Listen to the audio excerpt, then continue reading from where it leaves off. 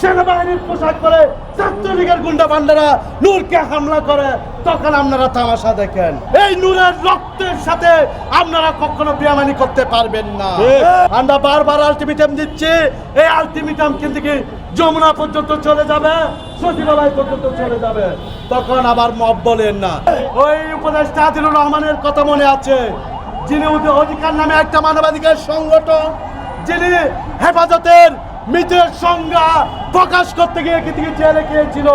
তার জেলে যাওয়ার যখন আমরাই ছাত্র যুব গণ অধিকার পরিষদ শাহবাগে তার মুক্তির দাবিতে প্রোগ্রাম করেছিলাম, কর্মসূচি দিয়েছিলাম, যার কারণে আদিলুর রহমান জেল থেকে মুক্ত হয়েছিল।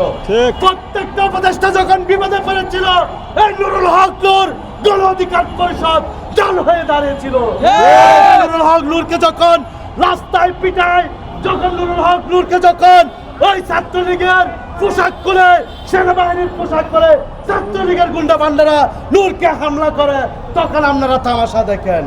অতএব আমরা বারবার বলছি, এই নুরুল হক নূর সহ ছাত্র যুব গণ অধিকার পরিষদের নেতৃবৃন্দর হামলার প্রতিবাদে এবং হামলার যদি বিচার না হয়, তাহলে আমরা এটা ছাড় দিব না, আমরা এটা হস্তনস্ত করব।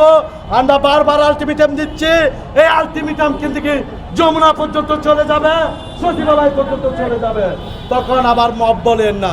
আপনাকে হাসিনার পুলিশ যখন চারদিক থেকে মানসিক নির্যাতন করেছিল, এই গণ অধিকার পরিষদ এখানে মিছিল করেছিল, আপনাকে প্রোটেকশন দিয়েছিল। আসিফ নজরুল স্যার যখন ওই ঢাকা বিশ্ববিদ্যালয়ে আক্রান্ত হয়েছিল, তার ডিপার্টমেন্টে যখন ছাত্রলীগ তালা মেরেছিল, এই ছাত্র অধিকার পরিষদ গিয়ে সেই তালা ভেঙেছিল। একটু কৃতজ্ঞতা বোধ যদি থাকে, এই নূরের রক্তের সাথে আপনারা কখনো বেয়ামানি করতে পারবেন না।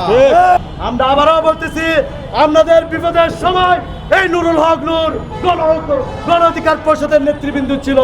আপনাদের জুলাই গণ অভ্যুত্থানের যে সকল বেশি রক্ত দিয়েছে সামনে থেকে নেতৃত্ব দিয়ে, সেটা ছিল গণ অধিকার পরিষদ তার অঙ্গ সংগঠনের নেতৃবৃন্দ। অতএব যদি একটু কৃতজ্ঞতা বোধ থাকে, এই নুরুল হক নূরের হামলার সাথে জড়িতদের অবশ্যই বিচার করবেন। বিচার না হওয়া পর্যন্ত যুব অধিকার পরিষদ রাজপথে থাকবে। ধন্যবাদ। ধন্যবাদ জানাচ্ছি মিডিয়া কর্মী ভাইদেরকে, যে বৃষ্টির ভিতরেও ধৈর্য